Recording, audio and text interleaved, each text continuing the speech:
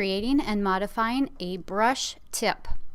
So brush tips, if I navigate to my brush tool, and again, the keyboard shortcut is B. If I navigate to that brush tool and then open up my brushes panel, and if you don't see it, go ahead to navigate to the window menu and select brush. So my brush tips, this allows me to change the size of the brush, how I'm applying my color. I can also change the pattern of the brush used to apply the color. My brush tips are stored in libraries. And so I see some that I have appended right here. So I have my defaults as well as some additional that I've added to. To get to your brush libraries, navigate to the brush presets. And once you are at brush presets, in the little options button, the more options button here you will see the 15 additional brush libraries that Photoshop offers you. So these are libraries that come with Photoshop. Back to my brushes. So as we look at any of these brushes, we can see that there's a number that indicates the brush size. So here's my pixels.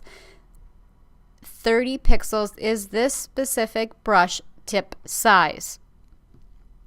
So that number just indicates that diameter. We also can change other values, such as the angle. You can see the angle. We can change the roundness of it. You can see all these settings are changing. We can change the hardness to absolute hardness or very, very soft, which means the edges are a little bit smoother, softer, fuzzier. We also have the shape dynamics, which is the size jitter. We have other dynamics here as well. Things like opacity jitters, color dynamics. So there's a lot of options that we can adjust. Now to make a new brush, let's just say the one that I drew right here, I'm going to turn off the shape dynamics. This is the brush I want to store. This is the brush that I want to keep. So I'm going to click in the brush panel tab here. Using the arrow, I can either clear the brush controls, which will reset, or I can make a new brush preset. When I create a new brush preset, I right away can name it. So I have this brush name dialog that opens here. So in this box, I can choose to rename my brush. I can also choose to capture the brush size in preset. So right here is a little preview. So I see my brush tip shape.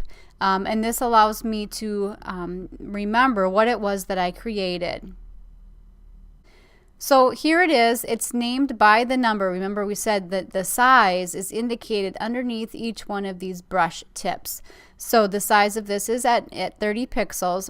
This is my new brush. Now if I go over top of any of these brush tips, you can see the tool tips will pop up.